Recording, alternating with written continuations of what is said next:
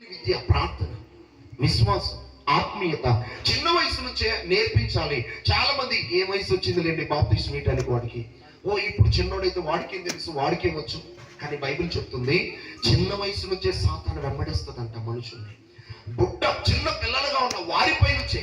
నిజమండి, ఈ రోజుల్లో సమాజం పరిస్థితులు ఎలా మారిపోతున్నాయి అంటే దైవ భక్తి కనబడట్లా, నీతి కనబడట్లా. ఏందిరా ఈ క్రాప్ ఏందిరా, ఆ ప్యాంట్లు ఏందిరా, ఆ శనగటం ఏందిరా, ఓడవటం ఏందిరా అంటే ఏంది నువ్వు చెప్పేది? ఇదే లాంగ్వేజ్, ఇదే. ఏది అడ్డం వస్తున్నావేంటి? ఆ వస్తాను ఏంటంటే చెప్పు. అన్ని చిన్నలో జరుగుతుందంటే అది వేరే విషయం. కానీ క్రైస్తవులుగా, దేవుని బిడ్డలుగా, మన యొక్క కుటుంబాలలో మన పిల్లలే ఇలాంటి పరిస్థితుల మధ్య ఉంటే ఒకసారి ఆలోచించండి, ఒకసారి గమనించండి, గ్రహించండి. ఈ భూమి మీదకి ఎన్నేళ్ళు బ్రతుకుతా ఉండి మనం? కొన్ని సంవత్సరాలే కదా, ఆల్రెడీ 30 అయిపోయినాయి, 40 అయిపోయినాయి. అయితే నిజంగా నేర్పించవలసిన చాలా ఉన్నాయి, దేవుడి గురించి తెలియచెప్పవలసిన చాలా ఉన్నాయి.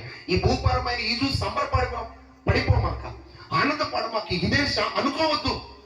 ఎందుకంటే యేసయ్యను తెలియక ముందు నాకేంది అర్థం కాదు.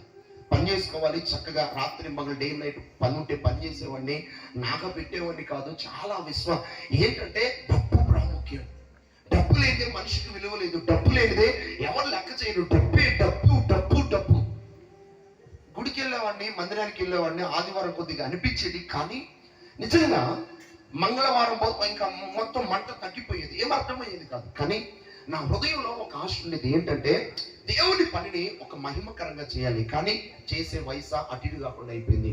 ఏది ఇన్స్ట్రుమెంట్ ప్లే చేయాలని ఒక ఆశ ఉండేది. కానీ అది మనకు అంత జ్ఞానం లేదు, అంత తెలివి లేదు. కానీ ఒక ప్రార్థన చేసుకుంటూ, ప్రభువా నా జీవితం అయితే ఎలా అయిపోయింది, కానీ ఎందుకు దర్శించావు ప్రభువా, నా తర్వాత ప్రభువా